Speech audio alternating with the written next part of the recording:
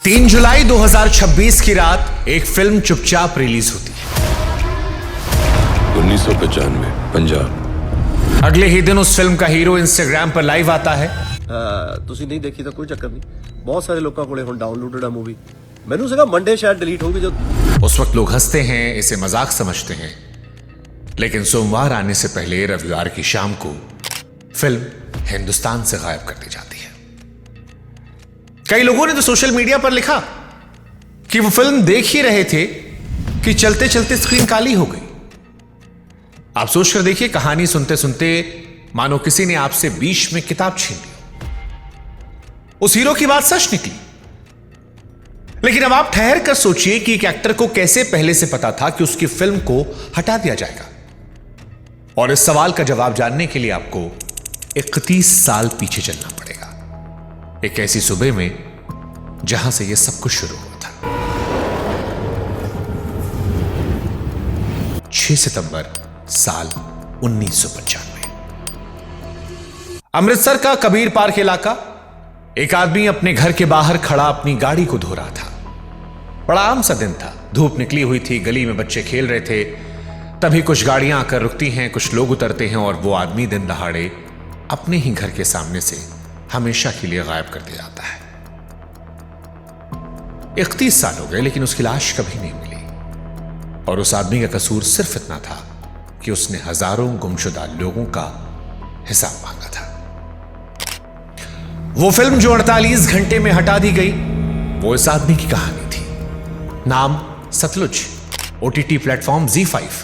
बिना किसी प्रचार के लोगों ने इस फिल्म को देखा, सन्न रह गए। लोग सोशल मीडिया पर इस फिल्म के बारे में बात कर रहे थे, जिससे और लोग इस फिल्म को देख रहे थे। सोशल मीडिया पर लिखा गया कि हाल के सालों की सबसे ताकतवर हिंदी फिल्म है। ZEE5 की भी तारीफ हो रही थी कि बहादुरी दिखाई है इस फिल्म को रिलीज करके। दिलजीत दोसांझ के करियर की सबसे बड़ी परफॉर्मेंस का जिक्र हो रहा था। लोग शेयर कर रहे थे कि इस फिल्म को देखने के बाद संभलने में कई दिन लग जाएंगे। लेकिन फिर 5 जुलाई की शाम ZEE5 का बयान आया कि सतलुज नेक्स्ट इंफॉर्मेशन तक हिंदुस्तान में नहीं दिखेगी। और इसकी वजह सिर्फ 2 शब्द, मौजूदा हालात। अब सवाल है कि कौन से हालात, किसका दबाव? ZEE5 ने इसका कोई जिक्र नहीं किया। और कमाल देखिए, अभी भी यह फिल्म विदेशों में ZEE5 ग्लोबल पर आराम से चल रही है। यानी इस फिल्म को पूरी दुनिया देख सकती है, बस वो मुल्क नहीं देख सकता जिसकी ये कहानी है।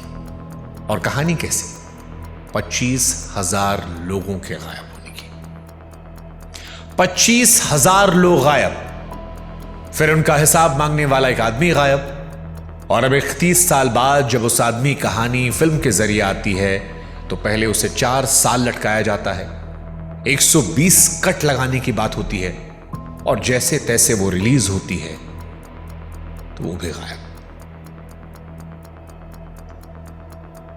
हैरानी है ना, पर सच है। ये कहानी है 3 गुमशुदगियों की, और तीनों की वजह एक ही है, सच। सच कि वो 25,000 कौन लोग थे, कहां चले गए, क्यों मारा गया उन्हें? क्या ये जलियांवाला बाग जैसा कांड था? लेकिन जलियांवाला बाग में तो मारने वाले अंग्रेज थे, इन्हें मारने वाला कौन था? और आज इन सारे सवालों के हम आपको जवाब देंगे। हम आपको इस फिल्म की पूरी कहानी बताएंगे। जिन्होंने फिल्म नहीं देखी है वो इस फिल्म से पूरी तरह वाकिफ हो सकते हैं। इस फिल्म के हर एक सीन के बारे में हम आपको बताएंगे। हम आपको यह बताएंगे कि 31 सालों में हिंदुस्तान कितना बदला। आज का किस्सा दरअसल 3 हिस्सों में है। पहला हिस्सा जो हम आपको जानकारी देंगे इस वीडियो के माध्यम से, वो है यह फिल्म 4 साल तक कहां कैद रही। दिलजीत को पहले से सब कैसे पता था। फिर सुनेंगे कि देश 2 हिस्सों में बंटकर क्या कह रहा है। और उसके बाद, क्योंकि फिल्म हटा दी गई है, हम आपको इस फिल्म की पूरी कहानी सुनाएंगे, शुरू से लेकर आखिर तक, ताकि आप फैसला कर सकें कि इस फिल्म से डर आखिर किसे लगा, क्यों लगा। और हां, हो सके तो ये वीडियो भी सेव कर लीजिएगा, क्योंकि अगर ये वीडियो भी अगले 24-48 घंटों में हट जाता है तो हम इसके लिए जिम्मेदार नहीं होंगे। इसलिए इस वीडियो को शेयर कीजिएगा, इस वीडियो को सेव कीजिएगा, क्योंकि फिल्म बैन हो गई है लेकिन पूरी कहानी हम आपको बताने वाले हैं सवालों के साथ।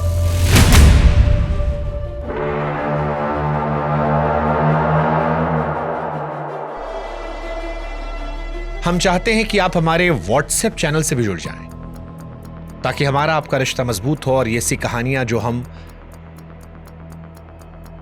इंडिपेंडेंट होकर पूरी ईमानदारी के साथ बनाते हैं ताकि सच न दब पाए, वो सच आप तक पहुंचता रहे। आपके लिए जानना जरूरी है कि इस फिल्म का नाम सतलुज क्यों रखा गया, और सतलुज की ही कहानी अपने आप में आपकी रूह कपा देगी। तो व्हाट्सएप पर शुभांकर सर्च कीजिएगा, हमें सब्सक्राइब कीजिएगा और इस कहानी को जितने जानने वाले चाहने वाले हैं उनसे शेयर कीजिएगा। अब आपके सवालों के जवाब शुरू करते हैं। कहानी से पहले आपको बताते हैं कि यह फिल्म जो है, जिसका नाम पंजाब 95 था, वो 4 साल तक कैद क्यों रही। सतलुज फिल्म की किस्मत में शायद वही लिखा था जो इसके हीरो की किस्मत में था, लड़ाई। साल 2022 में डायरेक्टर हनी त्रिहान ने यह फिल्म पूरी की। वही हनी त्रिहान जिन्होंने रात अकेली जैसी फिल्म बनाई। इस फिल्म में पैसा लगाया था रॉनी स्क्रूवाला की RSVP और मैक गफिन पिक्चर्स ने। इस फिल्म का सबसे पहला नाम रखा गया था घल्लू घारा, मतलब होता है कत्लेआम। सिखों के इतिहास में यह शब्द 3 बड़े कत्लेआमों के लिए बोला जाता है। पहला 1746, दूसरा 1762 और तीसरा 1984। यानी नाम से ही साफ था कि फिल्म जो है वो किस जख्म पर हाथ रखने जा रही है। साल 2022 में यह फिल्म सेंसर बोर्ड के पास पहुंची और यहीं से इस फिल्म की कैद शुरू हो गई।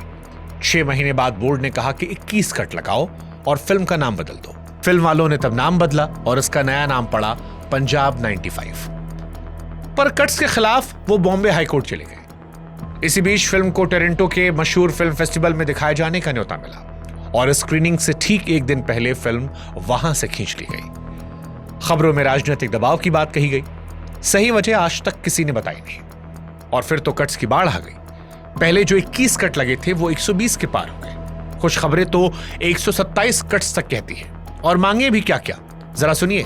कहा गया कि हीरो का नाम बदल दो, पंजाब पुलिस का नाम हटा दो, यहां तक कि तिरंगे वाले सीन जो हैं वो भी हटा दो। यानी इस कहानी से इस कहानी को निकाल दो और फिर दिखा दो। हनी त्रिहान ने बताया कि हम एक लिस्ट की आपत्तियों को निपटाते तो अगली लिस्ट आती। उन्होंने कहा कि एक वक्त तो उन्होंने कह दिया कि मैं फिल्म से अपना नाम हटा लूंगा पर कट नहीं लगाऊंगा। दिलजीत भी अड़ गए, कहा फिल्म या तो पूरी आएगी या नहीं आएगी। 2025 की शुरुआत में थिएटर रिलीज का ऐलान हुआ, तारीख आई, तारीख गई, फिल्म नहीं आई। लेकिन लोग मान बैठे कि यह फिल्म शायद कभी नहीं आएगी। और फिर 3 जुलाई 2026 को चुपके से रास्ता निकला OTT का। फिल्म ZEE5 पर आई, पूरी की पूरी, एक भी सीन बिना काटे। कीमत जो थी वो बस नाम की चुकानी पड़ी। एक फिल्म 3 नाम, पहले घल्लू घारा, फिर पंजाब 95 और फिर जो रिलीज हुई उसका नाम था सतलुज। और यहां वो बात जो इस पूरी बहस का सबसे बड़ा जवाब है। खुद जसवंत सिंह खालड़ा की पत्नी बीवी परमजीत कौर खालड़ा ने रिलीज के दिन बयान दिया। यह कहा कि बरसों की रुकावटों के बाद फिल्म का आना उनके लिए सुकून की बात है। और खालड़ा परिवार ने साफ किया कि OTT पर आया यही वर्जन परिवार की मंजूरी वाला वर्जन है। परमजीत कौर ने खुद देखकर पक्का किया कि यह वही फिल्म है जो उन्हें पहले दिखाई गई थी, सिर्फ नाम बदला है, एक भी सीन नहीं। यानी जिस औरत के पति की कहानी को इस कहानी में दिखाया गया, जिस औरत के पति को एक सच बताने के लिए गायब कर दिया गया, उसकी पत्नी ने कहा कि हां यही सच है। और सवाल की इससे बड़ी गवाही क्या होगी। अब शुरुआत वो पहली जिसका जिक्र हमने शुरू में किया था कि दिलजीत दोसांझ को कैसे पता था कि यह फिल्म OTT पर आते हटा दी जाएगी। इसका जवाब है कि दिलजीत ने सिर्फ किरदार नहीं जिया था, इस फिल्म की किस्मत भी जी थी। दिलजीत दोसांझ जानते थे कि वो फिल्म जिसके नाम को 3 बार बदला गया, जिसे 4 साल में हर लिस्ट, हर कट, हर टलती तारीख देखी थी, वो जानते थे कि शायद रिलीज के 4 दिन भी फिल्म नहीं चल पाएगी। इसीलिए हंसते हंसते उन्होंने ये कह दिया था कि डाउनलोड कर लो, कब पता गायब हो जाए। और फिल्म हटने के बाद उनका जो जवाब आया वो भी वैसा ही था। ਹੁਣ ਕੋਈ ਟੈਨਸ਼ਨ ਨਹੀਂ, ਹਟਾ ਦੇਣ ਕੋਈ ਗੱਲ ਨਹੀਂ, ਹੁਣ ਲੋਕਾਂ ਨੇ ਕਰ ਲਈ ਡਾਊਨਲੋਡ, ਕੋਈ ਏਡੀ ਗੱਲ ਨਹੀਂ, ਹੁਣ नहीं ਜਾਂਦੀ, एक बारी चीज आ गई वो नहीं जाती हुंदी। अब आप खुद सोचिए कि जिस फिल्म को परिवार ने सच माना, सेंसर की हर लिस्ट उसके आगे हारी, उसे 2 दिन भी क्यों नहीं दिए गए। हालांकि सतलुज फिल्म, जिसका नाम पहले पंजाब 95 था, उसको लेकर देश 2 हिस्सों में बटा है। फिल्म हटते ही देश 2 खेमों में बटा है। दोनों की बातें ध्यान सुनिएगा, क्योंकि असली बहस यही है। एक तरफ वो लोग हैं जो गुस्से में हैं, जो पूछ रहे हैं कि आखिर किस बात का डर सरकार को है। एक फिल्म में ऐसा क्या है जो 2 दिन में हटा दिया गया, जिसे लोग विदेशों में देख सकते हैं, वो हिंदुस्तान में क्यों नहीं देख सकते। किसके कहने पर ही हटाया गया, क्यों कानूनी दिक्कत लाई गई, क्या इसमें कोई ऐसा सच था जो नहीं पहुंचना चाहिए था। लोग तो यह भी सवाल उठा रहे हैं कि जिस वक्त की यह घटना है, उस वक्त तो देश में कांग्रेस की सरकार थी, पंजाब में कांग्रेस की सरकार थी, आज देश में बीजेपी की सरकार है। फिर बीजेपी की सरकार को कांग्रेस की सरकार के दौरान हुए कांड से इतना डर क्यों। दूसरी दलील थोड़ी तीखी है। वो कहते हैं कि जब कश्मीर फाइल्स चल सकती है, केरला स्टोरी चल सकती है, उन्हें टैक्स फ्री का तोहफा मिल सकता है, तो पंजाब के दर्द पर बनी अदालती कागजों पर टिकी फिल्म 2 दिन क्यों नहीं टिक पाई। इल्जाम सीधा है कि क्या देश में फिल्मों के लिए 2 तराजू है, एक को मंच, दूसरे को ताला। कांग्रेस वाला सवाल ही बहुत इंपॉर्टेंट है कि कांग्रेस राज का यह पंजाब था, तो आज बीजेपी को क्या समस्या है। फिल्म हटाने की वजह तक नहीं बताई गई है। और सबसे दिल छू लेने वाली बात, कईयों ने कहा कि यह फिल्म का हटना सिर्फ फिल्म का हटना नहीं है, यह यादों पर हमला है। जो आदमी 1995 में गायब किया गया, उसकी कहानी 2026 में गायब कर दी गई। हालांकि सोशल मीडिया पर एक खेमा है जो इस फिल्म का विरोध भी कर रहा था। उसने कहा कि दोनों पक्ष चुने बिना कोई फैसला नहीं करना चाहिए। एक पक्ष जो कह रहा है कि फिल्म पंजाब के उस वक्त के मुख्यमंत्री बेअंत सिंह की हत्या को जिस अंदाज में दिखाती है वो गलत है। उसका कहना है कि फिल्म पर हत्या को कुछ ऐसे पेश किया गया मानो वो जुल्म का जवाब हो, कि जो मुख्यमंत्री को मारा गया उसे जस्टिफाई दिखाने की कोशिश की गई, जबकि वह हत्या खालिस्तानियों की साजिश थी। ऐसा सोशल मीडिया पर कई लोग आरोप लगा रहे हैं। वो लिख रहे हैं कि अदालत में साबित हो चुकी है, लेकिन फिल्म में हत्यारों का खालिस्तान कनेक्शन नहीं दिखाया गया। सतलुज फिल्म पंजाब 95 का विरोध करने वाले ये भी कह रहे हैं कि यह फिल्म पुलिस का हौसला तोड़ती है। वो कहते हैं कि याद कीजिए, पंजाब उस दौर में जल रहा था, बसों से उतारकर लाइन में खड़े कर कर मुसाफिरों को मारा जा रहा था। खास तौर पर पंजाब में उस वक्त जो हिंदू थे उनको टारगेट किया गया था।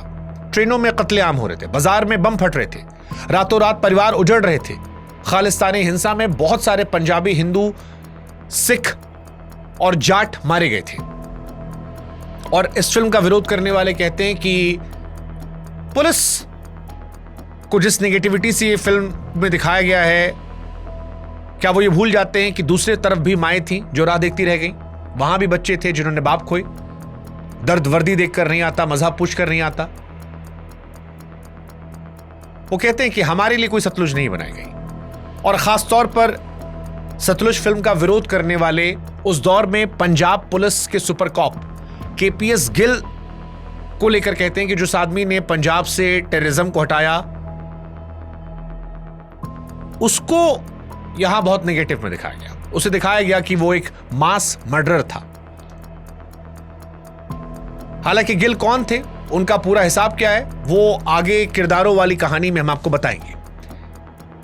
लेकिन फिलहाल इस पक्ष की बात इतनी है कि इस फिल्म में ज्यादातर पुलिस की जातियां दिखाई गई हैं, आतंकवाद का कहर नहीं दिखाया गया, आधा सच दिखाया गया। और दूसरा वर्जन कहता है कि आधा सच पूरे झूठ से ज्यादा खतरनाक होता है। तो ये इसकी मूल कहानी है।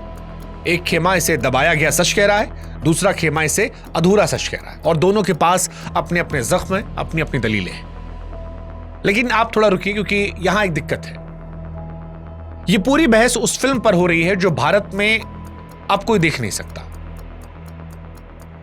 अब सवाल है कि जब कोई देख ही नहीं सकता तो आप फैसला कैसे करेंगे कि किसकी बात सही है, किसकी गलत है। क्योंकि किसी चीज पर फैसला करने के लिए कम से कम कहानी तो जानना पड़ेगा।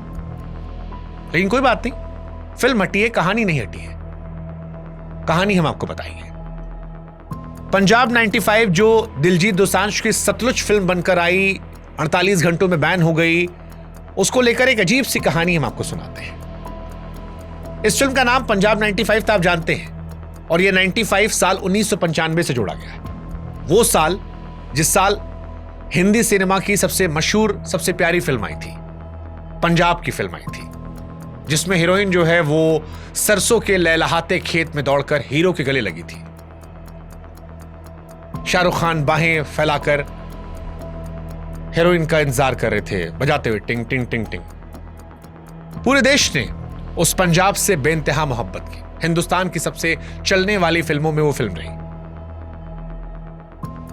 लेकिन दुर्भाग्य, कोइंसिडेंस, इत्तेफाक देखिए कि उसी साल पंजाब के उन्हीं खेतों के पीछे रातों को पुलिस की जीपें दौड़ रही थी। शमशानों के रजिस्टर लावारिस नामों से भरते जा रहे थे। एक ही पंजाब, एक ही साल 1995, लेकिन दो कहानियां। एक जो दिलवाले दुल्हनिया ले जाएंगे के माध्यम से आपको दिखाई गई, और दूसरी कहानी पंजाब 95 की जो छिपाई गई। ये सतलुज जो बैन की गई है, वही दूसरी कहानी है। और शायद इसलिए इस पूरी फिल्म में एक भी सरसों का खेत नहीं है। कोई हीरोइन नहीं है जो पीछे भाग रही है, कोई ऐसा रोमांस नहीं है, क्योंकि पंजाब उस वक्त खून से नहा रहा था, खून से। कई जगह से पंजाब को जख्म दिए गए थे। इसलिए आज आप आराम से बैठिए, एक गिलास पानी पीजिए, क्योंकि अब हम आपको उसी पंजाब में ले जाने वाले हैं और यह सफर आसान नहीं रहने वाला। अब बात करते हैं इस फिल्म की, क्योंकि इस फिल्म का पहला सीन ही इतना खतरनाक है कि आपके दिल में डर पैदा हो जाएगा। यह सीन है एक अंधेरी रात का। पंजाब की सुनसान सड़कें दिखती हैं, दूर दूर तक फैले खेत दिखते हैं जिनमें कोई रोशनी नहीं है, और उस अंधेरे को चीरती हुई एक पुलिस की जीप दौड़ रही है। इस जीप के अंदर पुलिस वाले बैठे होते हैं, गप लड़ा रहे होते हैं, घर की बातें, ड्यूटी किस्से, शादी ब्याह का जिक्र, हंसी ठिठोली। बिल्कुल वैसा माहौल होता है इस फिल्म के पहले सीन में जैसा किसी रात की गश्त पर सरकारी जीप में होता है। लेकिन फिर ये जीप जाकर रुकती है, पीछे से कुछ लोगों को उतारा आता है, बंधे हुए, सहमे हुए, कोई पूछताछ नहीं, कोई मुकदमा नहीं, कोई आखिरी बात नहीं। एक सुनसान जगह पर ले जाया जाता है और फिर बिल्कुल पास से गोली मार दी जाती है। वही जीप, वही पुलिस वाले वहीं से छूटी हुई गपशप को बढ़ाते हैं। हैरानी की बात यह होती है कि इस फिल्म में यह भी दिखाया गया कि एक पुलिस वाला कहता है कि सर, मेरी शादी इसलिए नहीं हो पा रही है क्योंकि मेरी बीवी ने कहा है कि जब तक तुम इंस्पेक्टर नहीं बनोगे तब तक शादी नहीं होगी। और फिर बगल वाला पुलिस वाला दो और लोग गोली मारता है, ठाए ठाए। कहता लो, तुम्हारा कोटा पूरा हुआ और अब इतने एनकाउंटर के बाद तुम इंस्पेक्टर बन जाओगे, शादी मुबारक। जनाब, कुड़ी की शर्त है, वो कहती है जब तक इंस्पेक्टर नहीं बन जाता तब तक ब्याह ही नहीं कराएगी। ले, बनाता तेरा इंस्पेक्टर। और इसके बाद गपशप, जैसे कोई काम निपटाया और घर चले गए। और इसीलिए इस फिल्म के इस पहले सीन की सबसे डरावनी बात वो गोली से ज्यादा वो गपशप लगती है। क्योंकि कभी अगर आप किसी को गुस्से में मारते हैं तो वो एक जुर्म कहलाता है, लेकिन बिना गुस्से के आदत में अगर किसी इंसान को मारा जाता है तो वो एक सिस्टम कहलाता है।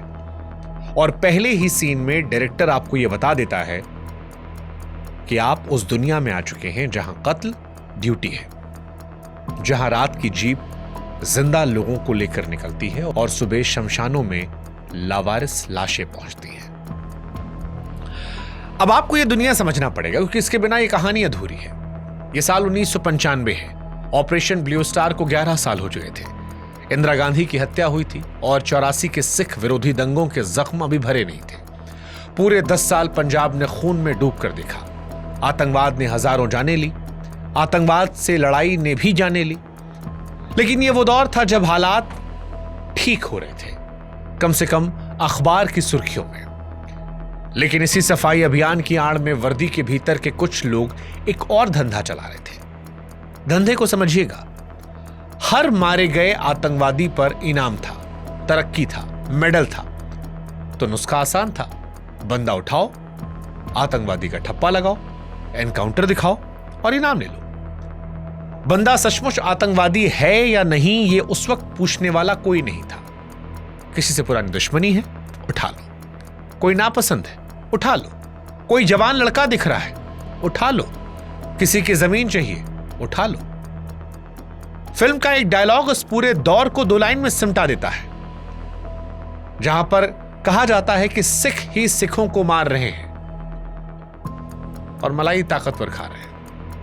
और एक कड़वा सच जो किरदार बार बार दोहराते हैं कि इस मुल्क में हालात तब बदलते हैं जब दिल्ली में कुछ हिलता है। पंजाब में कुछ भी हो जाए, दिल्ली को फर्क नहीं पड़ता। और इसी पंजाब में रहता है हमारी कहानी का हीरो, जसवंत सिंह खालड़ा। जसवंत सिंह खालड़ा, तरन तारन जिला। ये वो किरदार है जिसे दिलजीत दोसांझ ने निभाया, जो बैंक की नौकरी करता है। घर में पत्नी है पम्मी यानी परमजीत कौर, जिससे गीतिका विद्या ने निभाया है। 2 बच्चे और बूढ़े मां बाप। सुबह बैंक, शाम को घर। उसके बाद गुरु में आस्था, मोहल्ले में इज्जत। ना कोई नेता, ना कोई क्रांतिकारी। फिल्म जानबूझकर काफी वक्त इस इंसान को आम इंसान दिखाने की कोशिश करती है। जसवंत का परिवार के साथ हंसना, बच्चों से लाड, बीवी से नोकझोंक, ताकि आगे जब ये जिंदगी टूटे तो आपके अंदर भी कुछ टूटे। क्योंकि ये किरदार जसवंत का या दिलजीत का कोई सुपर हीरो नहीं है, ये आप है, ये आपका पड़ोसी है। ये हर वो आदमी है जो सोचता है कि मुझे क्या पता, मैं तो सीधा साधा आदमी हूं, मुझे किसी से क्या दुश्मनी। और फिर एक दिन ये भरम टूट जाता है। जसवंत का एक करीबी कृपाल सिंह अचानक लापता होता है। वो घर से निकला था, लौटा नहीं। कोई गिरफ्तारी नहीं, कोई FIR नहीं, कोई खबर नहीं, बस आदमी था और अब नहीं है। और इसके बाद जसवंत देखता है कृपाल की बूढ़ी मां को, बीबी गुरपेश कौर, जो दर दर भटक रही है, थाने जा रही है, धुतकारा जा रहा है। अफसरों के दफ्तर जाती है तो बाहर बिठाई जाती है, पर वो रुकती नहीं। वो चीखती है, लड़ती है, हर दरवाजा पीटती है कि मेरा पुत्र कहां पर है, जिंदा है सामने लाओ, मर गया तो लाश दो, मैं कम से कम आखिरी अरदास तो कर लूं। और फिर फिल्म वो करती है जो आपकी सांस रोक देती है। वो मां, वो लड़ती हुई बूढ़ी मां खुद गायब हो जाती है। बड़ा खतरनाक सीन है, क्योंकि जिन्होंने फिल्म देखी वो जानते होंगे। ये बूढ़ी मां पुलिस की गाड़ी के सामने जाती है, रोती है, चीखती है, एक अफसर की वर्दी को पकड़ लेती है और कहती है मेरे बेटे से मिला दो। और अफसर कहता है कि मिलना है बेटे से, इसे गाड़ी में रख, आज इसे मिला देते हैं। और इस मिलाने का मतलब होता है तुमको भी मार के तुम्हारे बेटे के पास भेज देते हैं। और यही होता है। वो जो शुरू में हमने एक शादी वाला सीन बताया था एक आदमी का, कि उसे इंस्पेक्टर बनना था, 2 लोग बचे थे, जो गोली मारी आती है उसमें की मां भी मारी आती है। यानी वो मां, वो लड़ती बूढ़ी मां खुद गायब हो जाती है जो बेटे को ढूंढ रही थी। क्योंकि उस दौर में सवाल पूछना सबसे बड़ा जुर्म था। पहले बेटा लापता, फिर मां लापता, फिर मोहल्ले में सन्नाटा, क्योंकि जानते सब थे पर पूछते नहीं थे, क्योंकि उन्हें पता था कि उठाने वालों का होता क्या है। लेकिन दिलजीत दोसांझ ने जिस व्यक्ति का किरदार निभाया, जो जसवंत साहब थे, उनसे यह सन्नाटा बर्दाश्त नहीं होता। वो थाने जाते हैं पूछने के लिए, और यहीं पर वो डायलॉग आता है जो इस फिल्म की जान है। थानेदार तुरंत कृपाल को आतंकवादी कह देता है, कहता है सड़ी हुई फसल थी, काटना जरूरी था। और ये डायलॉग बहुत दिल पे छूने वाला होता है। सड़ी हुई फसल थी, काटना जरूरी था। और जसवंत बिना आवाज ऊंची के जवाब देता है, फसल में सड़न कहीं भी लगे, खेत तो किसान का अपना ही होता है ना साहब, भटका हुआ भी तो हमारा ही बेटा है। खेत में कीड़ा लगे तो इलाज होता है, पूरे खेत को आग नहीं लगाई जाती। सड़न कहीं भी हो, खेत तो किसान का अपना होता है। और फिर वो बात जो कलेजे में उतरती है कि मां तो मां होती है, चाहे बागी की हो चाहे सिपाही की। मां तो मां होती है जी, चाहे किसी खाड़कू की हो या पुलिस वाले की। थानेदार के पास इसका कोई जवाब नहीं होता, सिर्फ धमकी भरी नजर है कि ज्यादा उछल मत, पर जसवंत के कान में इसी दौरान एक अजीब सी आवाज पड़ती है। शहर के शमशानों पर आजकल लावारिस लाशों की गिनती बढ़ती जा रही है। और फिर वो लावारिस लाशों को ढूंढना शुरू करता है। कितनी सारी लाशें क्यों, किसकी लाशें हैं, और अगर हैं तो शमशान लेकर आता कौन है। और यही एक सवाल इतिहास बदलने वाला है, क्योंकि यही किरदार, यही इस कहानी की जान है। शमशान के रजिस्टर। दिलजीत दोसांझ ने इसी को दिखाया है। जसवंत साहब 1995 में शमशान घाटों के चक्कर लगाने लगते हैं, जिस फिल्म में दिखाया गया। पहले चौकीदारों से दुआ सलाम, फिर धीरे धीरे भरोसा, फिर बातें। एक थका हुआ शमशान कर्मचारी धीरी आवाज में कहता है, लाशें ढेरों आ रही हैं। फिर रजिस्टर दिखाते हैं, पुराने धूल खाए रजिस्टर जिनके पन्नों पर तारीखें हैं और एक ही शब्द बार बार लिखा है, लावारिस लावारिस लावारिस। जसवंत के दिमाग में जासूसी वाली तरकीब आती है कि लाश को जलाने के लिए लकड़ी चाहिए होती होगी। लकड़ी खरीदी जाती है, खरीदने की रसीद बनती है। लाशें छिपाई जाती हैं लेकिन रसीदें नहीं छिप सकती। वो लकड़ी की खरीद का हिसाब जोड़ने लगता है। किस महीने कितनी लकड़ी आई, कितनी चिताएं जली, रजिस्टर में कितने नाम दर्ज हैं और कितनी लाशें बिना दर्ज किए फूंक दी गई। और बैंक वाले से बेहतर हिसाब किताब किसका, वो तो रोज यही काम करता है। और फिर दिलजीत उस काम में लग जाते हैं। इसी काम में उसे एक ऐसा साथी मिलता है जिसकी उम्मीद उससे भी नहीं होती है। एक पुलिस वाला, सीनियर कांस्टेबल सतनाम सिंह, जो सौरभ सचदेवा ने किरदार निभाया। वर्दी के भीतर का एक ऐसा आदमी जिसका जमीर पूरी तरह मरा नहीं है। वो अपने आसपास रोज पंजाब के नए लड़कों को मरते हुए देखता है। वो ये सब सहना नहीं चाहता। वो ड्यूटी पर चीखें सुनता है, वो चीखें उससे घर तक पीछा करती है। और फिर सतनाम धीरे से जसवंत तक खबरें पहुंचाने लगता है। कौन उठाया गया, कहां रखा गया, किस रात कौन सी जीप निकली। सौरभ सचदेवा किरदार ऐसा है कि आपको उस किरदार के अंत होते होते बुरा लगने लगता है। घर में उसकी बूढ़ी मां है और ये किरदार याद रहता है। इसकी ईमानदारी की कीमत आगे चलकर आपका दिल तोड़ देगी। परत दर परत खुलता आता है। उठाए गए बंदे को किसी अनजान जगह गैर कानूनी तरीके से रखा गया। हफ्तों महीनों परिवार थाने जाता, जवाब मिलता हमने तो पकड़ा नहीं, कागज में वो आदमी कैद नहीं हुआ। फिर मारपीट, मुठभेड़, और फिर किसी सुबह अखबार में 2 लाइन कि फला जगह एनकाउंटर में एक अनजान आतंकवादी ढेर, लाश सीधे शमशान, रजिस्टर में लिखा गया लावारिस। यानी वो लोग जिनके घरों में उस पल भी उनका इंतजार हो रहा था, वो लावारिस बन रहे थे। और यही इस फिल्म की कहानी है। जसवंत 3 शमशान घाटों की जांच करता है 95 में, पंजाब में, पट्टी, दुर्गियाना और तरन तारण। और आपको जानकर हैरानी होगी कि सिर्फ 3 जगहों पर जो ये जांच करता है उसमें 2000 से अधिक लाशें ऐसी मिलती हैं जिनके आगे लावारिस लिखा गया था। आगे चलकर सुप्रीम कोर्ट के आदेश पर सीबीआई जांच होती है और अकेले तरन तारण जिले में ऐसे 2000 से ऊपर अंतिम संस्कार पक्के किए गए। यानी ये कोई सिरफिरे का इल्जाम नहीं थे, ये सरकारी जांच में साबित हुआ सच था। और सबसे बड़ा सबूत कि ज्यादातर लाशें शमशान तक खुद पुलिस लेकर आई थी। अब सवाल कि लावारिस लाशों को पुलिस क्यों लाएगी? यहां तो लाने वाला ही मारने वाला था। अब आप हिसाब लगाकर देख लीजिए कि 3 शमशान में अगर 2000 से अधिक लाशें हैं तो उस दौर में पंजाब में जहां सैकड़ों शमशान है, कितनी लाशें निकली होंगी।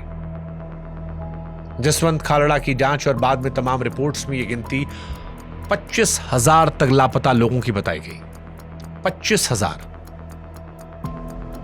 यानी लगभग एक पूरा शहर कागजों से मिटा दिया गया, बिना मुकदमे, बिना सजा सुनाए, बिना आखिरी अरदास के। और इनमें कितनी लाशें ऐसी हैं जो मार के सतलुज में फेंक दी गई, जो बहकर राजस्थान चली गई। लेकिन असली कहानी फिल्म की यहीं से शुरू होती है। 25,000 लोगों को जो सिस्टम निकला, उसके सामने एक आदमी खड़ा होकर कागज लहरा रहा था। और इसके वीडियोस ओरिजिनल भी मौजूद हैं इंटरनेट पर। अगर आप जाएंगे, जसवंत जी के बहुत सारे वीडियोस हैं जो आपको ओरिजिनल मिलेंगे, यानी कोई छिपी छिपाई बात नहीं है। यहीं से कहानी का सबसे खतरनाक हिस्सा शुरू होता है कि सच बोलने की जरूरत क्या थी। क्योंकि जसवंत साहब ने उस दौर में सबूत इकट्ठा किए थे, रजिस्टर की कॉपियां इकट्ठा की थी, लकड़ी की रसीदों का हिसाब, तारीख, नाम, गवाह सब रखा था। वो काम जो उस दौर में पंजाब में सोचना भी मौत को दावत देना था। और वो ये सब लेकर अदालत जाते हैं। प्रेस के सामने रखते हैं, पंजाब पुलिस का छिपा हुआ कत्लखाना दुनिया के सामने रखते हैं, तारीख और गिनती समेत। फिर धमाका होता है, क्योंकि इल्जाम नहीं थे, सबूत थे। जुटलाना आसान नहीं था, रजिस्टर सरकारी था, लाशें पुलिस लेकर आई थी।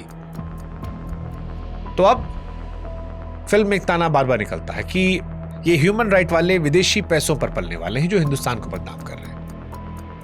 ये डायलॉग आपको जाना पहचाना लग रहा होगा। वॉर्स को लेकर ह्यूमन राइट्स वालों ने वर्ल्ड ओवर कितना हो हल्ला मचाया होगा। आई मीन थोड़ी सी अटेंशन के लिए कुछ भी करते हैं ये लोग।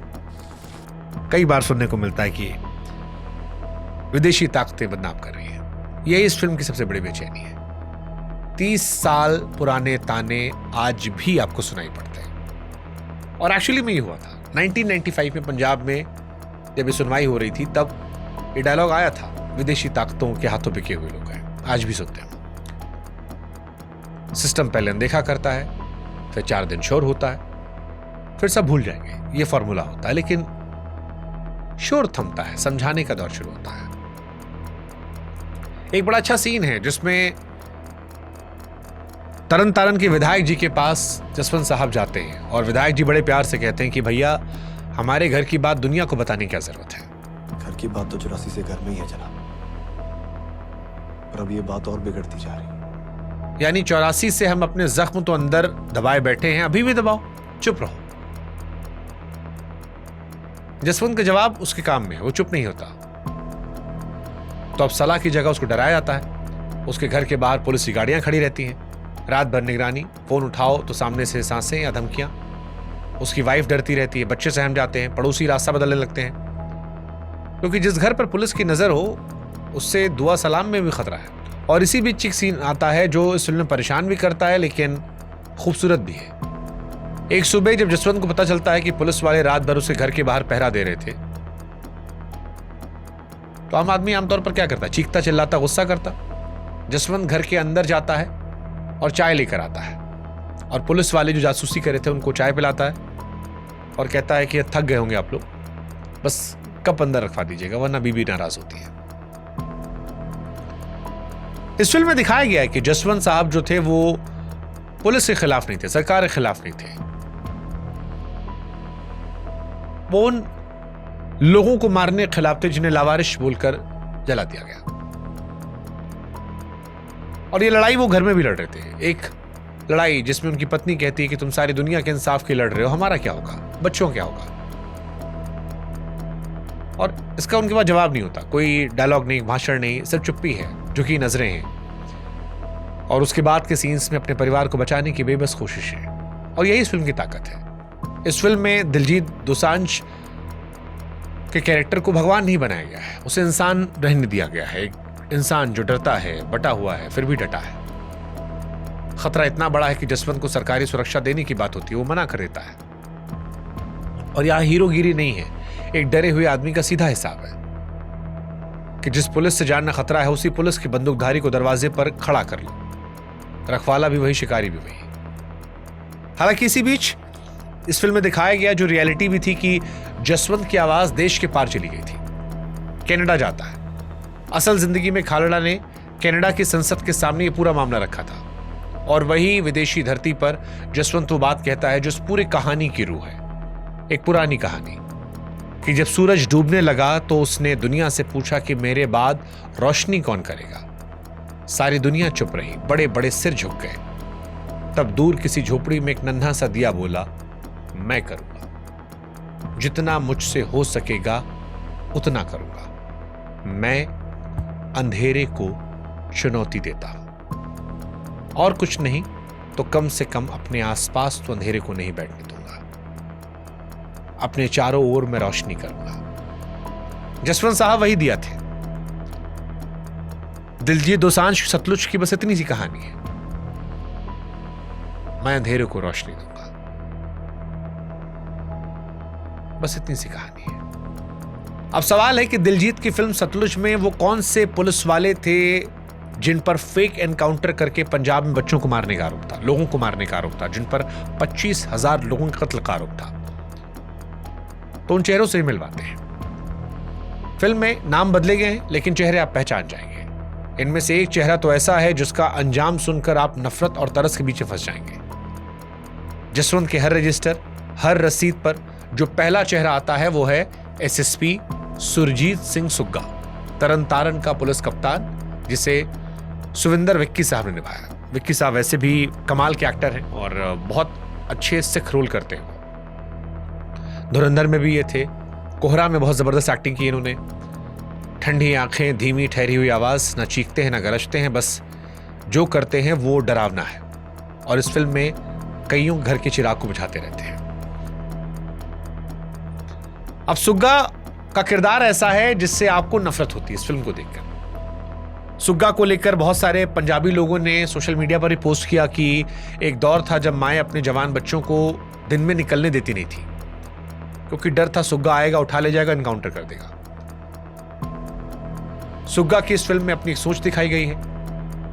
उसे टेररिज्म खत्म करना था, इस फिल्म में ऐसा दिखाया गया है। तो सूबे को साफ करना था, तो बीच में कुछ बेगुनाह भी निपट जाएं तो उसे वो जंग की कीमत मान रहा था। अब असल में ये सुग्गा का जो किरदार है ये पंजाब में तरन तारण में उस दौर में जो असली एसएसपी थे अजीत सिंह संधू, उनसे मिलता जुलता है। ये वो अफसर हैं जिन पर खालड़ा को उठवाने की साजिश के इल्जाम लगे और बाद में 1997 में इन्होंने ट्रेन के आगे कूदकर जान दे दी। पूरी फिल्म में आप इस आदमी से नफरत करते हैं, लेकिन जब आखिरी में वो सीन आता है जहां पर ये मर जाते हैं, वहां पर आपको इनके लिए तरस भी आता है, क्योंकि तब आपको समझ में आता है कि ये भी उसी चक्की का पार्ट थे जिसे खुद चला रहे थे, और चक्की किसी को नहीं बख्शती, पीसने वालों को भी नहीं। इस फिल्म में एक डायलॉग भी है कि वो जो कटर से सुपारी काटते हैं तो अर्जुन रामपाल कहता है कि तुम वही सुपारी हो, तुम तो कटोगे। पर सुग्गा जैसे अफसर इस पेड़ की टहनियां है, इसकी जड़ की तरफ चलिए। ये छूट की बेखौफी सुग्गा के पास आई कहां से थी, और उसका जवाब था डीजीपी इंदरपाल सिंह बिट्टा, पंजाब पुलिस का सबसे बड़ा अफसर, जिसे कंवलजीत सिंह ने निभाया। अब दिलजीत दोसांझ की सतलुज पिक्चर में जिस कैरेक्टर को लेकर सबसे ज्यादा कंट्रोवर्सी हो रही है वो कैरेक्टर है डीजीपी इंदरपाल सिंह बिट्टा। जो असली कैरेक्टर है वो है DGP KPS Gill. KPS Gill, अगर आप पंजाब की पॉलिटिक्स को जानते हैं या पंजाब को जानते हैं तो आप केपीएस गिल को जानते होंगे। केपीएस गिल पंजाब के डीजीपी थे, एक ऐसे अफसर जिन्हें पंजाब नहीं भूल सकता, जिनकी दो छवि है। एक छवि कि इस ऑफिसर ने पंजाब से आतंकवाद का पूरी तरह सफाया कर दिया, और एक छवि जो इस फिल्म में दिखाई गई, जिसमें दिखाया गया कि केपीएस गिल ने आतंकवाद की सफाई के नाम पर कई सारे बेगुनाहों को भी मार दिया। केपीएस गिल के बारे में थोड़ी हम आपको और जानकारी देते हैं, क्योंकि अगर आप केपीएस गिल को नहीं जानेंगे तो फिर आप इस कहानी को समझ नहीं पाएंगे। केपीएस गिल साहब वो अफसर थे जिनकी अगुवाई में 1993 आते आते पंजाब से आतंकवाद लगभग खत्म हो गया था। कई ऐसे लोग हैं जो मानते हैं कि फौज जो काम नहीं कर पाई थी वो पंजाब पुलिस ने किया था। साल 1988 में उन्हीं की कमान में स्वर्ण मंदिर से आतंकवादियों को निकालने का ऑपरेशन ब्लैक थंडर शुरू हुआ था, जो बिना मंदिर को नुकसान पहुंचाए पूरा हुआ और जिसकी दुनिया भर में तारीफ भी हुई, क्योंकि उससे पहले ऑपरेशन ब्लू स्टार में फौज अंदर गई थी उसी स्वर्ण मंदिर में। तो केपीएस गिल ने इज्जत कमाई थी। ये जीत मुफ्त में भी नहीं मिली। बताया था कि जो ये ऑपरेशन था थंडर, ब्लैक थंडर, उस लड़ाई में पंजाब पुलिस के करीब 1700 जवान शहीद हुए और पुलिस वालों के परिवार तक आतंकवादियों के निशाने पर थे। लेकिन 1993 के बाद पंजाब में एक वर्ग मानने लगा था कि पंजाब अब धीरे धीरे नॉर्मल हो रहा है। स्कूल खुल रहे हैं, बाजार गुलजार हो रहे हैं, लोग घर से निकल रहे हैं, और इसी वजह से उस दौर में केपीएस गिल को पद्मश्री अवार्ड भी दिया गया था, डीजीपी को। जानने वाले कहते हैं कि केपीएस गिल की ताकत इतनी थी, कोई मंत्री, कोई नेता उनके आगे कुछ नहीं था। ना खाता ना बही, जो केपीएस गिल को लगता था वही सही पंजाब में उस दौर में। गुमशुदगियों के मामले में केपीएस गिल पर कभी कोई जुर्म साबित नहीं हुआ, यह भी सच बात है। लेकिन इन्हीं गिल साहब को, जिन्हें आतंकवाद हटाने का पूरा क्रेडिट पंजाब में दिया जाता है, उन्हें कई सैकड़ों हजारों परिवार अपने घर उजड़ने का जिम्मेदार मानते हैं। मानवाधिकार संगठनों ने उनके दौर में कई एनकाउंटर्स को नकली बताया है। हालांकि एक वर्ग ऐसा भी है जो इनको सुपर कॉप मानता है, हीरो मानता है, इनकी बहुत इज्जत करता है और वो ये मानता है कि अगर आज पंजाब भारत से अलग नहीं हुआ, भारत विरोधी आंदोलन कमजोर हुए, खालिस्तानी लोग देश छोड़कर भाग गए, तो उसके पीछे केपीएस गिल है। एक आदमी दो तस्वीर, आधे देश के लिए हीरो, आधे के लिए विलन। और इस बहस को इतना मुश्किल यही कहानी बनाती, क्योंकि दोनों तरफ सच है। अफसोस यह कि दोनों तरफ लाशें भी हैं। फिल्म इनमें से एक के दर्द को दिखाती है, दर्द जहां पर केपीएस गिल पर फर्जी एनकाउंटर के आरोप लग रहे हैं, पर वो दूसरा वाला दर्द भी सच है। इस दर्द की तरह जैसे ये दर्द सच है, ऐसे एक दर्द और भी है। फिल्म में बिट्टा वो आदमी है जो अफसरों को खुली छूट देता है, नतीजे मांगता है, तरीके नहीं पूछता। और जसवंत जैसे लोग जब मानवाधिकार की बात करते हैं तो बिट्टा उसे नौटंकी या फिर विदेशी साजिश कहकर ठुकरा देता है। विरोधियों का सबसे बड़ा गुस्सा इसी किरदार पर है। वो कहते हैं कि जिस आदमी के दौर में पंजाब में अमन लौटा, उसे सिर्फ खलनायक दिखाना, उसकी उस दौर की देश सेवा को बदनाम करना था। लेकिन जो समर्थक हैं वो कहते हैं कि फिल्म ने तो किसी का नाम ही नहीं लिया, फिर भी बुरा लगा तो क्यों बुरा लगा? यह सोचने वाली बात है। यानी दोनों के पास अपने अपने तर्क हैं, सही गलत अपनी अपनी आइडियोलॉजी के हिसाब से दोनों ने ले लिया है। लेकिन एक सच ये भी है कि दोनों सच है। इसी में एक और किरदार है जो केपीएस गिल को ताकत दे रहा था, जड़ में पानी। यहां नाम आता है मुख्यमंत्री का किरदार, साफ तौर पर उस दौर के मुख्यमंत्री बेअंत सिंह से मिलता जुलता। अब बेअंत सिंह साहब वो हैं जिनकी कहानी अपने आप में दिलचस्प कहानी है। कांग्रेस के सीएम जिनके राज में जुल्म का यह खेल सबसे तेज चला। फिल्म में एक सीन है जहां पर प्रेस कॉन्फ्रेंस चलती है और पत्रकार डीजीपी से गुमशुदगियों पर सवाल पूछता है और जवाब आए उससे पहले मुख्यमंत्री बीच में बोलकर बात संभालते हैं। वो सीन बड़ा इंपैक्टफुल है क्योंकि पुलिस और नेता दोनों एक साथ काम कर रहे थे, ये इसमें दिखता है। और फिर फिल्म की वो कहानी जो हिस्ट्री में दर्ज है। 31 अगस्त साल 1995 चंडीगढ़ सचिवालय के बाहर एक धमाका होता है और मुख्यमंत्री गाड़ी के परखच्चे उड़ जाते हैं। असल इतिहास में धमाका पंजाब पुलिस के एक जवान दिलावर सिंह ने खुद को इंसानी बम बनाकर किया था। यही वो हिस्सा है जिस पर विरोधी सबसे ज्यादा भड़के। इल्जाम यह है कि फिल्म इस हत्या को जुल्म के जवाब की तरह पेश करती है और हत्यारों के खालिस्तान कनेक्शन को गोल कर जाती है।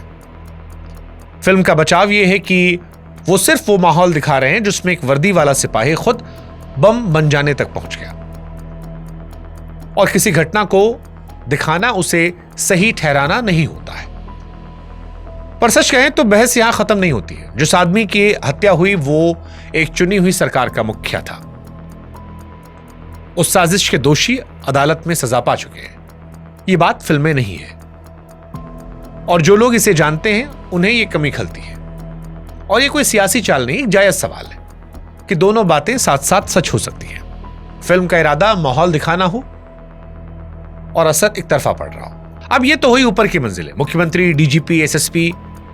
अब इस इमारत की सबसे निचली सीढ़ी पर आते हैं, क्योंकि इस कहानी का सबसे छोटा आदमी ही आगे चलकर इसका सबसे बड़ा आदमी बनता है। वो है एसपीओ कुलजीत सिंह यानी Jagjit Sindhu. Special police officer system का निचला पुर्जा, न रैंक, न ताकत, न पक्की नौकरी। वो पुर्जा जो सवाल नहीं करता, सिर्फ हुक्म बजाता है। गड्ढा खोदने कहा जाए तो गड्ढा खोदता है, ये नहीं पूछता गड्ढे में क्या दफन होगा। फिल्म का पूरा आखिरी हिस्सा इसी आंखों से दर्शाया गया है। और क्यों, ये आपको समझ में थोड़ी देर में आ जाएगा। इतना जान लीजिए कि किरदार असली केस के उस चश्मदीद गवाह जैसा है जिसकी गवाही ने आगे चलकर कातिलों को सजा दिलाई। और इन्हीं मंजिल के बीच वो आदमी फंसा है जिससे आप पहले मिल चुके हैं, जिसका नाम सतनाम सिंह है। सौरभ सचदेवा वाला किरदार, ईमानदार पुलिस वाला। सुग्गा और सतनाम के बीच सतनाम के घर पर एक बड़ा दिल दहलाने वाला सीन है। पूरी फिल्म में बस एक ही बार ये दोनों इस जगह आमने सामने होते हैं और बड़ा नॉर्मल सीन दिखाया गया शुरू में, जैसे कोई सीनियर अफसर किसी जूनियर के घर चाय पीने आया हो, दुआ सलाम करे, हाल चाल ले, फिर धीरे धीरे कमरा बदल जाए और फिर आपको समझ में आता है कि ये मुलाकात नहीं कुछ और है। घर में सतनाम की बूढ़ी माँ है और जब ये सीन खत्म होता है तो आपको समझ में आता है कि ईमानदारी की कीमत क्या होती है। अगर ये फिल्म रिलीज होती इंटरनेट पर तो ये सीन मैं आपको बताता नहीं, क्योंकि ये सीन आपसे छीनने का मुझे हक नहीं था, लेकिन अब क्योंकि फिल्म रिलीज नहीं हुई है इसलिए मैं आपको बता दे रहा हूं। सौरभ सचदेवा किरदार जो दिलजीत किरदार की हेल्प कर रहा था जानकारी लेने में लावारिस लाशों को लेकर, उसके घर पर एसएसपी आते हैं तरन तारन के, 2 आतंकवादी लेकर आते हैं, नॉर्मल लोग जिन्हें आतंकवादी कहा गया था, रख देते हैं, खाना खाने कहते हो, खाता नहीं है, फिर गोली मार देते हैं और फिर इस किरदार से पूछते हैं कि तूने मदद की थी उसकी, और वो चुप रहता है, देखता रहता है, कोई रिएक्शन नहीं है। बहुत बहुत खतरनाक सीन है। सौरभ सचदेवा, उनकी मां और एसएसपी का सीन आपको डराता है। और फिर सुबह होती है, बताया जाता है कि वो जो पुलिस वाला था वो खालिस्तानी था, उसे घर में हथियार छिपे थे और वो पंजाब को दहलाने की साजिश रच रहा था। यानी उसे इसलिए मार दिया जाता है क्योंकि उसने अपने जमीर को जिंदा रखा था और मरने के बाद उसे आतंकवादी बना दिया था। उसके साथ 2 और लोगों को मारा जाता है और साथ में उसकी बूढ़ी मां को भी मार दिया जाता है और ये बहुत डरावना है। हालांकि ये सीन ये भी बताता है कि हर वर्दी वाला शैतान नहीं होता। ये फिल्म में वो सीन है जो दिखाता है कि उस वक्त भी कई ईमानदार लोग थे जो जमीर जिंदा रखकर बचना चाह रहे थे। हुक्म ऊपर से आ रहा था, 2 रास्ते थे, हुक्म बजाओ या लावारिस लाश बचाओ। कोई क्या ही बचता, और यही हुआ जसवंत के साथ भी। 6 दिसंबर 1995 को जब जसवंत को उठाकर गायब कर दिया गया, उन 25,000 लोगों की तरह जो कभी नहीं मिले। जसवंत की तो लाश भी नहीं मिली, बाकियों की तो लाश मिल गई थी। हाँ, जसवंत जो शमशान के रजिस्टर में लावारिस लाशों को खोज खोज कर सरकार से इंसाफ मांग रहा था, ये कहते हुए कि किसी के घर में सुहागन है जो ना विधवा कहला सकती है ना सुहागन, किसी के पति की मौत का कोई हिसाब नहीं, किसी के घर में बच्चे हैं जो बाप की शक्ल भूल गए, हर दरवाजे पर टूटती उम्मीद और उम्मीद का टूटना मौत से ज्यादा दर्दनाक होता है। और पूरी फिल्म में इस दर्द पर कोई मरहम नहीं लगता। जसवंत सबको सच बता रहा था, बस जसवंत को एक सच नहीं पता था, वो सच जो इसी तारीख को आया कि इस लिस्ट में अगला नाम उसका है। 6 सितंबर 1995, वही सुबह जहां से हमने कहानी की शुरुआत की थी, अमृतसर का कबीर पार्क। जसवंत घर के बाहर गाड़ी धो रहा था। जो आदमी हजारों गुमशुदा लोगों का हिसाब मांग रहा था वो गुमशुदा हो जाता है दिन दहाड़े अपने घर के सामने से, उसी तरीके से जो तरीका उसने दुनिया को समझाया था। परिवार थाने दौड़ता है। जानते कौन सा थाने जिसके खिलाफ जसवंत लड़ रहा था, और वही रटा रटा जवाब, हमें तो नहीं पता, हमने तो नहीं उठाया। शिकारी को लगा काम तमाम, पर वो हिसाब लगाना भूल गया कि सोच नहीं मार सकते, क्योंकि तब तक जसवंत साहब अकेले नहीं थे। उनकी आवाज हजारों घरों में पहुंच गई थी, अदालतों की फाइलों में, 7 समंदर पार की संसद तक। उनके गायब होने पर पंजाब से लेकर कनाडा तक शोर मचा, और किसी अनजान गांव वाले की नहीं, उस आदमी की गुमशुदगी थी जिसको दुनिया जानती थी। मामला सुप्रीम कोर्ट में जाता, अदालत जांच सौंपती है सीबीआई को, और सीबीआई की जांच से पहले जसवंत जब आखिरी बार मीडिया के सामने आए थे तो उन्होंने कहा था कि अगर मैं गायब होता हूं, मैं मर जाता हूं, लाश कहीं मिलती है, तो एसएसपी जो है वो जिम्मेदार होगा। और यहीं से इस फिल्म में एंट्री होती है अर्जुन रामपाल की, सीबीआई अफसर समुद्रा के रोल में। दिल्ली से आया एक बाहरी आदमी जिसे पंजाब के इस दलदल में उतरकर एक गुमशुदा आदमी को ढूंढना था या उसके सच को ढूंढना था। एक दिलचस्प बात इस फिल्म में जानते क्या है? पूरी फिल्म में दिलजीत और अर्जुन रामपाल का एक भी सीन साथ नहीं है, एक भी फ्रेम नहीं, क्योंकि दिलजीत की कहानी जहां खत्म होती है वहीं से अर्जुन रामपाल की कहानी शुरू होती है, लेकिन फिर भी दोनों एक धागे से बंधे हैं। वो धागा है सच का। ये सीबीआई अफसर जो समुद्रा साहब थे, उनकी जांच शुरू होती है और जान जाते हैं कि एक किले को तोड़ना उन्हें। हर सबूत पर आतंकवाद के सफाए का पर्दा है, हर फाइल अधूरी है, हर जुबान पर ताला है। जो गवाह हिम्मत करके मुंह खोलने को तैयार होता है वो सुनवाई से पहले हट जाता है या किसी हादसे में मारा जाता है, और जो अदालत पहुंचता है वो बयान से पलट जाता है, क्योंकि पिछली रात उसके घर कोई मिलने आया था, उसके बीवी बच्चों का हालचाल जानने। एक सीन में तो सीबीआई अफसर खुद कोर्ट में फट जाता है। वो कहता है कि सच सबको पता है, लेकिन सिस्टम चुप है। और सीबीआई अफसर के तौर पर अर्जुन रामपाल जो समुद्रा साहब बने हैं, वो उनका गुस्सा आप महसूस करते हैं। आपको लगता है क्या रे, हाँ गलत तो हो रहा है, और आपको यह लगता है कि क्या इंसाफ मिलेगा? फिर मिलता है एक आदमी जो उस रात को उस जगह मौजूद था, इस सिस्टम के अंदर का सबसे छोटा पुर्जा, जिसने सब कुछ अपनी आंखों से देखा था। आपको हमने किरदार बताया शुरू में, एसपीओ कुलजीत सिंह। समुद्रा उस तक पहुंचता है और अब फिल्म का सबसे बड़ा झटका पूरी तरह कुलजीत की आंखों से चलता है। इस आदमी ने सब कुछ देखा था, गैर कानूनी कैद की वो काल कोठरी, हफ्तों चली वो पूछताछ, जो पूछताछ नहीं थी बदला थी, सामने बैठे वो अफसर जिन्हीं करतूरों की फाइलें जसवंत ने दुनिया को दिखाई थी, और बीच में वो आदमी जिसने कभी किसी पर हाथ नहीं उठाया, जो निगरानी करने वालों को पानी पिला रहा था। फिल्म का यह हिस्सा दिखाती है कच्चा, बेरहम और बिना किसी फिल्मी छूट के, और जब ये सीन आता आप मुट्ठियां भीजने लगते हैं, आप स्क्रीन से नजरें नहीं हटा पाते, क्योंकि आप ये महसूस करते हैं कि सीन किसी लेखक की कल्पना नहीं है। अक्टूबर 1995 की किसी रात एक आवाज को हमेशा के लिए खामोश किया जाता है, और कुलजीत वो सबसे छोटा पुर्जा ये देखता है। उसके सामने दो रास्ते, चुप रहो, जीते रहो, बोलो, मर जाओ, गायब हो जाओगे। फिल्म दिखाती है कि जब सिस्टम का सबसे मामूली आदमी सच बोलने की ठान लेता है तो सिस्टम की सबसे बड़ी इमारत भेल जाती है। और इस काले सफर के बीच फिल्म एक अजीब सी मुस्कान वाला पल रखती है। सीबीआई का आरोपी पुलिस वाले को पकड़ने पहुंचती है। वो मिलता है अपनी शादी के मंडप में, दूल्हा बना हुआ। जानते कौन है ये वही जिसके बारे में शुरू में हमने बताया था कि सर बीवी ने कहा है कि जब तक इंस्पेक्टर नहीं बनोगे शादी नहीं होगी। दूसरा पुलिस वाला दो आदमी को मार देता, ठाए ठाए, अब कर लो शादी। वो अपनी शादी में होता है जब सीबीआई वाले उसे लेने आते हैं।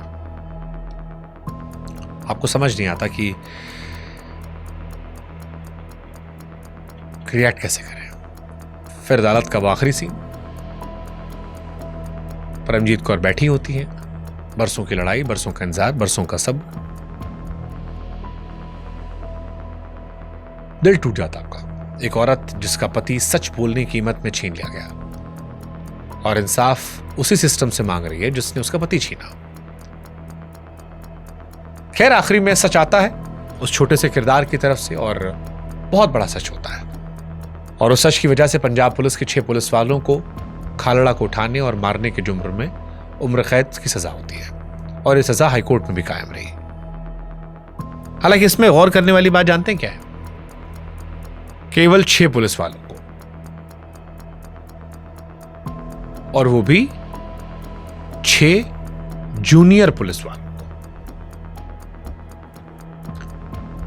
अब वो बड़ा सवाल जो आज सोशल मीडिया पूछ रही है कि सतलुज फिल्म में या पंजाब 95 में, उस दौर में जिस जांच में 25,000 गुमशुदगियों की बात की गई थी, क्या उसमें सजा सिर्फ 6 सिपाहियों को, और क्या 6 आदमी हजारों गायब कर सकते हैं? हुक्म देने वाले हाथ कहां गए? ऊपर की कुर्सियों तक इंसाफ की सीढ़ी क्यों नहीं पहुंची? 31 सालों बाद आज भी परमजीत कौर खालड़ा इंसाफ की राह देख रही है क्योंकि उन्हें पति की लाश तक नहीं दी गई। कब्र, समाधि कुछ नहीं।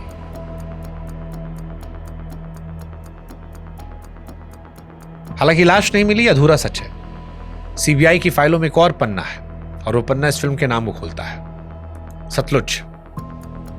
आपके मन में सवाल आया होगा ना, फिल्म का नाम सतलुज क्यों रखा गया? दिलजीत दोसांझ की फिल्म जिसके 3 बार नाम बदले गए, वो पंजाब 95 से सतलुज क्यों बनी? दरअसल सीबीआई की जांच और अदालतों में हुई गवाहियों के मुताबिक कैद में हत्या के बाद जसवंत सिंह खालड़ा की लाश को हरके इलाके की नहर में फेंका गया था। वो जगह जहां सतलुज और ब्यास नदियां आपस में मिलती हैं। आप समझ रहे हैं? जिस दरिया ने पंजाब की धरती सींची, जिस दरिया के दम पर पंज आब यानी 5 पानियों की यह धरती बसी, उसी दरिया के बहने में पंजाब के एक बहादुर बेटे को हमेशा के लिए गुम कर दिया गया। और सिर्फ उसे नहीं, न जाने कितने उस दौर में बेनाम लावारिस उन पानी के हवाले कर दिए गए। इसलिए आज सतलुज सिर्फ एक नदी नहीं है, सतलुज उन हजारों की आखिरी गवाह है जिनका कोई अंतिम संस्कार नहीं हुआ, जिनके नाम में कोई अरदास नहीं हुई। तो जब सेंसर ने फिल्म से पंजाब 95 का नाम छीना तो फिल्म वालों ने वो नाम चुना जो खुद पूरी कहानी कह देता है। सेंसर ने सोचा होगा कि नाम बदलवा दिया, धार खत्म कर दी, लेकिन फिल्म वालों ने तो नाम में ही पूरी कहानी की रूह भर दी। ये भी एक सच है। खैर, ईमानदारी की बात यह है कि फिल्म की कमियां बता दी जाएं, क्योंकि फिल्म कोई परफेक्ट नहीं होती। 3.25 घंटे की फिल्म है सतलुज, कुछ जगह लंबी है, शुरुआती हिस्सा थोड़ा धीमा है। सीबीआई वाले हिस्से में कुछ जरूरत से ज्यादा मोड़ आसान लगते हैं। कुछ क्रिटिक्स ने गहरी बात भी उठाई कि असली जसवंत सिंह खालड़ा एक राजनीतिक सोच वाले परिवार से आते थे, उनके पीछे लोगों का पूरा आंदोलन खड़ा था, जबकि फिल्म में उन्हें पॉलिटिक्स से अनजान, आस्था के सहारे खड़ा एक नॉर्मल आम इंसान दिखाया गया। इससे उनकी शख्सियत का एक अहम पहलू छूट गया। सबसे बड़ी कमी वही है जो विरोधी कहते हैं। उस दौर में आतंकवाद ने हजारों बेगुनाहों की जान ली। फिल्म उस कहर को लगभग किनारे कर देती है। इस वजह से उस दौर की पूरी तस्वीर नहीं आती। इसे मानने में कोई हर्ज नहीं है। इन कमियों को लेकर 2 राय है। एक पक्ष कहता है आधी कहानी दिखाना अपने आप में झूठा प्रचार है, दूसरा कहता है अधूरा सच कहना, झूठ गढ़ना 2 अलग चीजें होती है। ये फिल्म जो भी कहती है अदालती रिकॉर्ड के सहारे कहती है। कौन सही कौन गलत, इसका फैसला हम आप पर छोड़ देते हैं। पर एक बात जो दोनों पक्ष मानेंगे, कमजोर या अधूरी फिल्मों को रोज रिलीज होते देखा है, 2 दिन में हटते नहीं देखा है। तो ये फिल्म किस वजह से हटी, ये जवाब ना सरकार ने दिया है ना ZEE5 ने। और जब तक जवाब नहीं आता, हर किसी का अपना अपना मतलब निकलता रहेगा। दिलजीत दोसांझ ने इस किरदार में खुद को पूरी तरह झोंक दिया कि फिल्म पूरी करने के बाद उन्हें हफ्ते भर की छुट्टी लेनी पड़ी। इस तरह से किरदार निभाया। किरदार से बाहर आने के लिए, बिना चीखे, बिना भाषणबाजी के लिए, सिर्फ आंखों से कई जगह वो कहा है जो शब्दों से नहीं कहा जा सकता। अधिकतर क्रिटिक्स ने इस फिल्म को 5 में से 4+ स्टार दिए और इसे इस साल की हिंदुस्तान की सबसे बेहतरीन फिल्मों में गिना है। दिलजीत के काम को एक सुर में उनके करियर का सबसे अच्छा रोल कहा गया और सबसे बड़ी गवाही तो खुद खालड़ा परिवार ने दी है। कहा कि यही सच है, यही वर्जन है, और इस फिल्म को 2 दिन में हटा दिया गया। अब याद कीजिए वो कहानी, डूबते सूरज का सवाल, झोपड़ी के दिए का जवाब। मैंने कहा था ये कहानी लौटेगी और इसका मतलब बदल चुका होगा। दिलजीत दोसांझ की फिल्म पंजाब 95, जिसे सतलुज के नाम से रिलीज किया गया, जब वो फिल्म पर बैन लगा तो सोशल मीडिया पर सिर्फ एक लाइन आ रही थी, मैं अंधेरे को चुनौती देता हूं। वो लाइन जो साल 1995 में एक अकेले आदमी की थी, आज 2026 में लाखों करोड़ों लोग वो लाइन अपनी बनाकर कह रहे हैं। साल 1995 में एक दिए को बुझाया गया था, साल 2026 में लाखों दिए जल गए हैं। दिया बुझाने वाले बस एक बात नहीं समझे कि दिए से दिया जलाया जा सकता है। यही सच है। Z5 ने भी कहा है कि सतलुज ठहर गई है, पर जो बातचीत इसने शुरू की है वो नहीं ठहरेगी और ये बातचीत आगे बढ़ रही है। हम भी इस फिल्म के साथ खड़े हैं, इसे जल्द वापस लाने की उम्मीद रखते हैं। बाकी वो सवाल जो शुरू में हमने शुरू किया था कि वाई बैन सतलुज, आखिर दिलजीत दोसांझ की सतलुज को बैन क्यों किया गया? जिस मुल्क में इंसाफ मांगने वाला आदमी गायब कर दिया गया, वो आदमी जो 25,000 गायब हुए आदमियों की कहानी को इंसाफ दिलाना चाह रहा था, उस मुल्क में उस आदमी की कहानी को भी गायब कर दिया गया। 25,000 लोगों को लावारिस कहकर मार दिया गया, जला दिया गया, गुमनाम कर दिया गया, दरिया में फेंक दिया गया। जिस आदमी ने इनके हक की आवाज उठाई उसे भी दरिया में फेंक दिया गया। और जब इस आदमी की कहानी आई तो उसे ऐप से मिटा दिया गया। लेकिन दरिया वालों से पूछ लीजिए, पानी में फेंकी कई चीज डूबती नहीं है, वो बहती है और बहते बहते किनारों तक पहुंच जाती है। आज दिया आपके हाथ में है, वो दिया जो 1995 में एक आदमी ने जलाया था, ये कहते हुए कि मैं अंधेरे को चुनौती देता हूं। अब अगर आपको लगता है कि यह कहानी हर घर तक पहुंचनी चाहिए तो आपकी जिम्मेदारी है इसे आगे बढ़ाइए। हमने अपना काम किया, दिलजीत ने अपना काम किया, अब जिम्मेदारी आपकी। आप इस अंधेरे में रहना पसंद करते हैं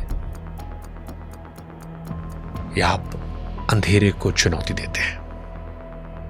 फिलहाल इस कहानी में इतना ही।